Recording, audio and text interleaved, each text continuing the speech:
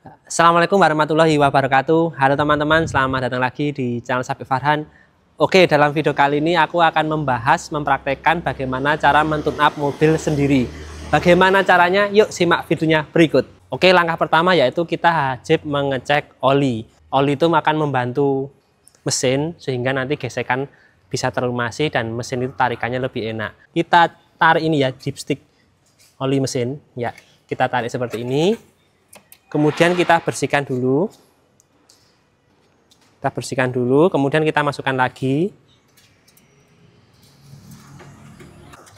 Kemudian kita tarik lagi, kita cek untuk kondisi. Ya, ini kondisi oli mesin. Untuk kondisi oli mesin ini masih bagus ya teman-teman, masih berwarna kecoklatan kuning. Untuk batasnya di sini ada garisnya ya teman-teman, garis atas dan garis bawah. Oli mesin itu wajib di antara garis atas dan garis bawah. Tidak boleh ketika oli itu kurang dari batas bawah, misal di sini berarti oli itu kurang. Tapi kalau oli ada di batas atas seperti ini, berarti oli itu masih cukup ya teman-teman. Jangan sampai oli juga kelebihan.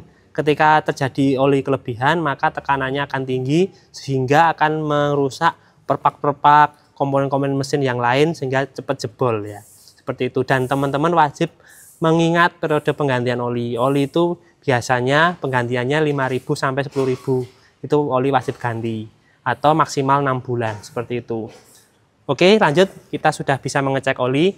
Selanjutnya kita masukkan lagi untuk dipsticknya. Kemudian yang kedua adalah pengecekan filter udara. Untuk filter udara mobil Avanza ini letaknya ada di sini teman-teman, di atas dari head cylinder atau silinder mesin ya. Lanjut kita buka dulu.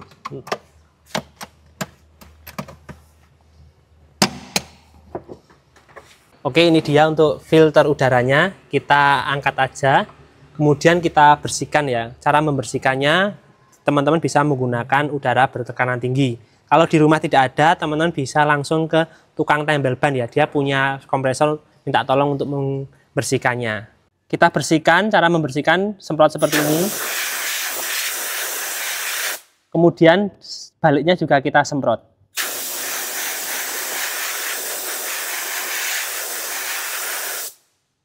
Oke, ketika disemprot ini sudah tidak bisa bersih lagi teman-teman. Kalau kondisinya seperti ini wajib ganti aja karena ini sudah mulai robek bagian sini. Ini sudah selama 1 tahun dan menempuh sekitar 20.000 km. Ini wajib ganti ya teman-teman, mending ganti aja ya kalau kondisi seperti ini. Sebelum kita mengganti, langkah selanjutnya aja ya teman-teman, yaitu mengecek busi. Untuk mengecek busi, teman-teman wajib melepas dari wadahnya filter udara. Oke, kita lepas dulu. Ini ada baut 10, kita lepas. Untuk sensor IAT juga harus dilepas teman-teman.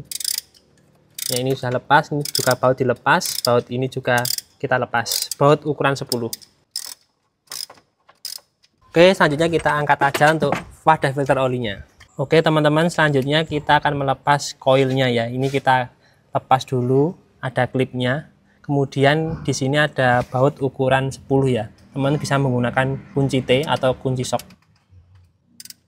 Kalau sudah, ini kita angkat dulu untuk koilnya teman-teman. Semua koil harus diangkat dulu. Sudah ya teman-teman, ini sudah keambil semua untuk koilnya. Di sini ada busi ya. Kita harus wajib mengeluarkan businya. Ini busi bisa teman-teman gunakan kunci sok khusus busi ya, ukuran 16.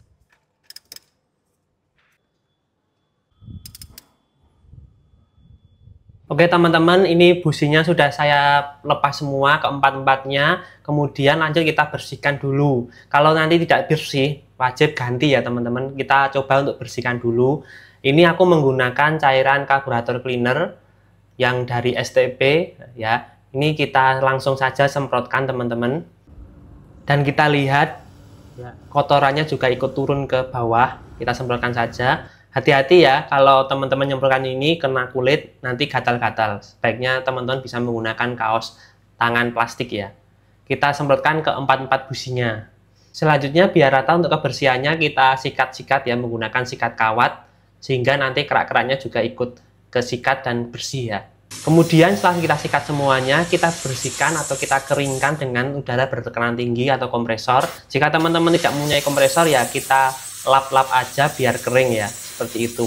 Oke teman-teman, kita ukur atau kita periksa untuk celahnya busi. Untuk celahnya busi Avanza ini menggunakan celah 0,9 mili teman-teman.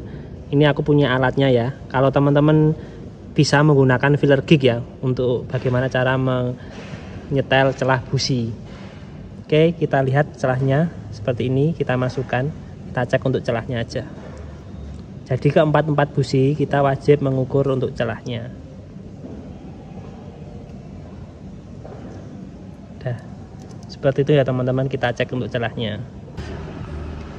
Oke teman-teman, ini sudah saya cek untuk celahnya dan saya atur untuk celahnya busi.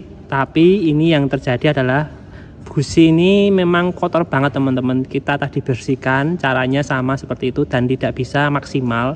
Dan busi ini sudah lebih dari 20.000 km. Ini wajib ganti teman-teman. Seperti itu. Jadi untuk teman-teman di bawah 20.000 km dan busi kalau dibersihkan masih baik, ya tidak usah ganti aja. Tapi kalau seperti ini busi wajib ganti teman-teman. Oke teman-teman, ini sudah aku belikan ya. Ini busi yang baru. Produknya dari NGK Spark Plug ya. Nanti businya yang mereknya NGK. Teman-teman bisa menggunakan yang merek yang lain. Yang penting businya itu sama dengan busi miliknya Avanza. Oke, kita buka dulu. Kita lihat untuk perbandingannya ya teman-teman. Ini busi yang baru, ini busi yang kotor.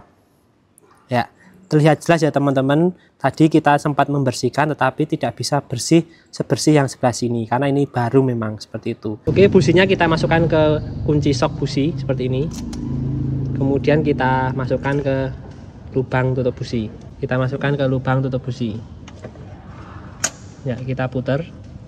Kita pasang untuk ratchetnya.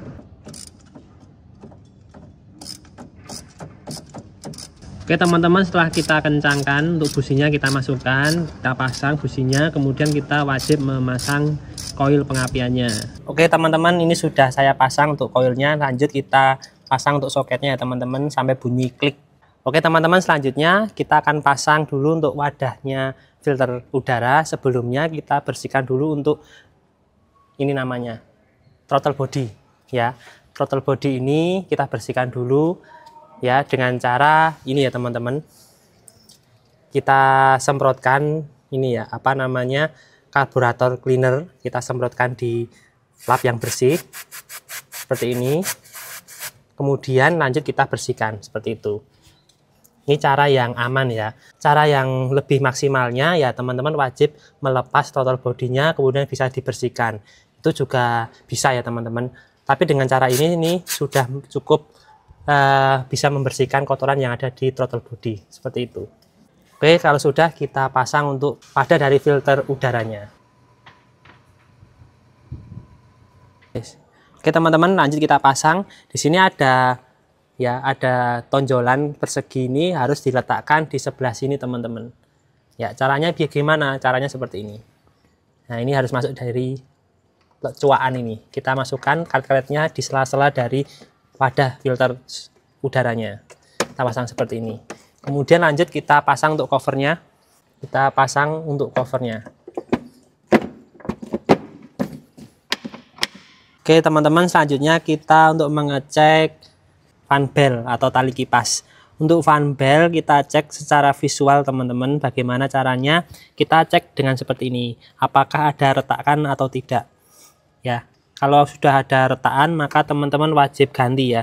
Biasanya umur dari fan bell itu di atas kilometernya itu 80.000 kilo. Itu biasanya sudah ada tanda-tanda. Biasanya bunyi cicit-cicit seperti itu. Kalau bunyi cicit itu biasanya kalau dibersihkan masih bunyi lagi, berarti wayai atau waktunya ganti. Berarti sudah waktunya ganti. Dan ada sudut defleksi ya teman-teman, deflection atau kerenggangan ya. Kalau fan bell itu bisa turun ke bawah seperti ini dan naik ke atas seperti ini namanya deflection.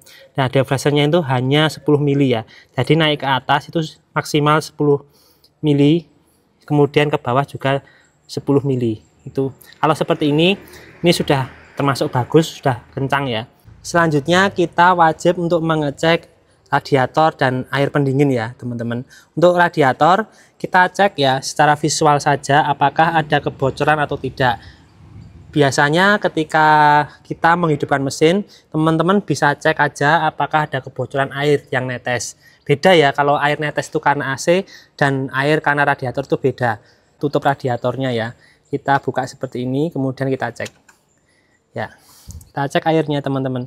Apakah warnanya itu berlumpur atau tidak, warna coklat atau tidak. Kalau warnanya masih warna dari air coolant, biasanya warna hijau atau pink, itu masih bagus.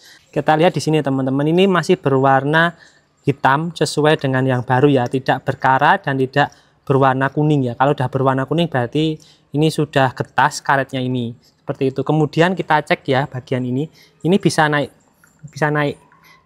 bisa turun seperti ini.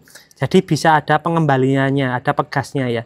Kalau pegasnya ini masih bagus, maka tutup radiatornya juga masih bagus teman-teman. Tapi kalau kita tekan seperti ini, dia tidak kembali lagi, seperti ini tidak kembali lagi, maka tutup radiator itu wajib ganti. Oke, berarti tutup ini masih dalam keadaan baik ya teman-teman. Selanjutnya kita pasang kembali. Selanjutnya kita fokus ke tabung reservoir atau tabung penampungan air pendingin ya. Kita cek teman-teman di sini. Untuk air pendingin ini ada full dan di sini ada low. Nah, di sini ada low ya teman-teman, di sini full. Untuk batas air pendingin itu wajib di garis full ya. Jangan sampai ada di garis low. Jika teman-teman air pendinginnya itu di garis yang tengah seperti ini, maka teman-teman wajib menambah air pendinginnya. Untuk biasanya menambah itu bisa menggunakan coolant, bisa menggunakan air biasa. Tapi kalau teman-teman di rumah ya, di rumah itu tidak punya air coolant, biasanya itu ada bengkel-bengkel yang memperbolehkan menggunakan air biasa, air mineral atau air kemasan, itu bisa hanya menambahkan saja. Tapi kalau bisanya, sebaiknya teman-teman bisa menggunakan air khusus radiator atau air coolant. Kalau ini warnanya merah, teman-teman wajib menambah dengan yang berwarna merah. Kalau warnanya hijau, teman-teman wajib menambah dengan warna yang hijau, seperti itu. Jadi sesuaikan dengan yang ada di air radiator, yang ada di rabung reservoir atau di dalam radiator. Seperti itu. Kalau ini kan ini sudah di garis full ya teman-teman, jadi tidak usah ditambah lagi. Cara membukanya, kalau menambah ya ini tinggal kita angkat seperti ini ya. Seperti ini tinggal teman-teman tuangkan aja di sini. Untuk menambahkan air radiator wajib di tabung reservoir ya. Jangan ada di sini, tidak boleh di sini, tapi wajib menambahkan air radiator di sini. Seperti itu. Oke, selanjutnya kita menambah air wiper teman-teman atau air washer. Kita bisa menggunakan air kemasan seperti ini ataupun air khusus wiper ya. Jangan menggunakan air PDAM atau air ledeng atau air sumur ya, apalagi karena mengandung zat yang bisa menyumbat aliran dari wiper ya. Mending menggunakan air kemasan seperti ini. Kita tuangkan aja.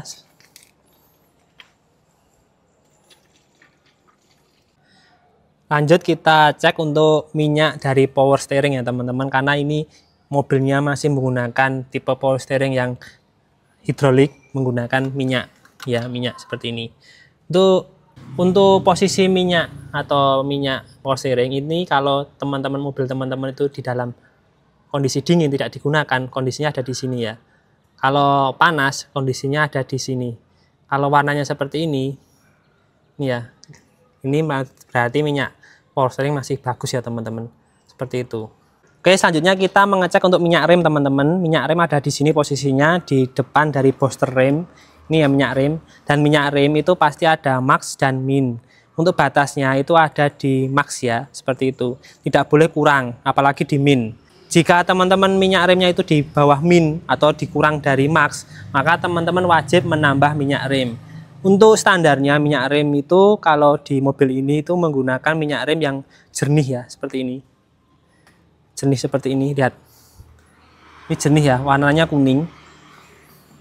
Kita bisa menggunakan yang ini ya, ini asli dari Toyota yang TMO. Teman-teman bisa tambahkan aja kalau kurang sampai batas maksimal. Kita tambahkan seperti ini. Nah, seperti ini. Kalau sudah maksimal kita cukupkan, kemudian lanjut kita pasang lagi untuk tutupnya. Oke, selanjutnya adalah pengecekan aki atau baterai. Selanjutnya kita lihat di sini, yang pertama kita cek adalah terminalnya ya teman-teman. Di sini ada terminal negatif, di sini ada terminal positif. Untuk terminalnya di sini kita lihat ya teman-teman, berkarat. Kalau berkarat teman-teman bisa bersihkan menggunakan amplas seperti ini ya. Kita bersihkan seperti ini bisa. Oke, ini sudah saya amplas ya teman-teman. Sudah bersih, tidak ada karatnya. Tapi jika teman-teman itu ini masih kotor dan berwarna putih, biasanya langsung saja siram dengan air panas. Pasti akan hilang ya teman-teman. Yang penting terminalnya itu tidak goyang dan bersih ya. Ini tidak goyang, sudah kencang, tidak goyang seperti itu. Kemudian kita lanjut adalah pengecekan air aki. Kebetulan ini akinya aki basah ya teman-teman. Wajib kita cek untuk airnya. Untuk standarnya di sini ada standarnya ya. Di bawah ada lower level dan di atas ada upper level. Air aki itu wajib ada di batas paling atas teman-teman. Jika air aki ini kurang, nggak di batas atas, maka teman-teman wajib menambahkan air aki. Lanjut kita buka dulu ya. Oke, ini air akinya ya, biasanya berwarna yang biru ya. Kalau yang berwarna merah itu aki zur, itu biasanya digunakan ketika awal pengisian air aki. Tapi kalau penambahan, teman-teman pakai air aki aja yang warnanya biru seperti ini sudah cukup. Lanjut kita isikan. Cara pengisiannya biar tidak tumpah-tumpah, ini tutupnya seperti ini, kita masukkan. Kalau sudah, ganti sini. Semua lubang harus pada upper level ya. Kalau sudah, kita tutup lagi dan kita bersihkan ya teman-teman. Dari tadi ya mungkin ada tumpahan air aki ya. Seperti itu, biar nanti tidak kotor ya, tidak ada menempel di terminal-terminal seperti itu. Oke teman-teman, itu tadi ya bagaimana cara tune up mobil sendiri di rumah. Sangat simpel sekali. Jika teman-teman ada pertanyaan silahkan tulislah di kolom komentar, bisa untuk diskusi kita bersama. Semoga bermanfaat. Sampai jumpa di konten-konten otomotif berikutnya.